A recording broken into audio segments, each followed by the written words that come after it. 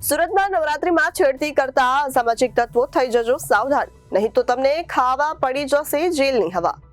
જી હા, આ વખતે નવરાત્રીમાં મહિલા પોલીસ ટ્રેડિશનલ ડ્રેસ ધારણ કરી ગરબા પણ ઝૂમશે। સુરતમાં નવરાત્રીમાં છેડતી કરનાર અસામાજિક તત્વો થઈ જજો સાવધાન, નહીં તો તમને ખાવા પડી જશે જેલની હવા। જી હા, આ વખતે નવરાત્રીમાં મહિલા પોલીસ ટ્રેડિશનલ ડ્રેસ ધારણ કરી ગરબા પણ ઝૂમશે અને ગરબે ઝૂમતી મહિલાઓની સાથે સુરક્ષા પણ કરાશે।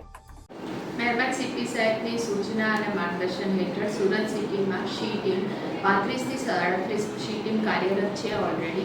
એ શી ટીમ આ વખતના નવરાત્રિમાં દરેક મહિલા અને દરેક દીકરીઓ સુરક્ષિત રીતે નવરાત્રનો તહેવાર ઉજવે, ગરબા રમીને પોતાના ઘરે સુરક્ષિત રીતે પાછા જાય તે માટે શી ટીમ કાર્યરત રહેશે।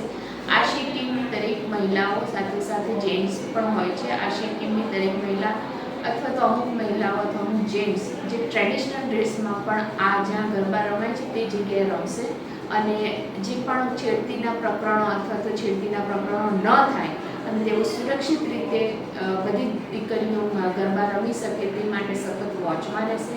તેમજ અવાવરું જગ્યાએ જ્યાં સુમસાન એરિયા હશે ત્યાંથી સ્ત્રીઓ અને મહિલાઓ અથવા દીકરીઓ સુરક્ષિત રીતે પસાર થઈને પોતાના ઘરે પહોંચે તે માટે સતત પેટ્રોલિંગમાં રહેશે અને 181 અને 100 નંબર પણ આવા બાબતે કાર્યરત રહેશે। કારણ કે જ્યારે કોઈક મહિલા પાછી ઘરે જતી હોય, દીકરી ઘરે જતી હોય ને એમને કોઈની પાસેથી અસુરક્ષિત લિફ્ટ ન લેવી પડે તેના માટે પણ કાર્યરત રહેશે, જેથી કોઈ લેડી અથવા તો કોઈ પણ મહિલા સ્ત્રીને એવું લાગે કે મારે આવા કોઈ અજાણી વ્યક્તિ જોડે લિફ્ટ નથી લેવી તો તેઓ 100 નંબર અથવા તો 181 અભય પર કોલ કરશે તો તેઓને સુરક્ષિત ઘેર પહોંચાડવા માટે પોલીસ સતત કાર્યરત રહેશે।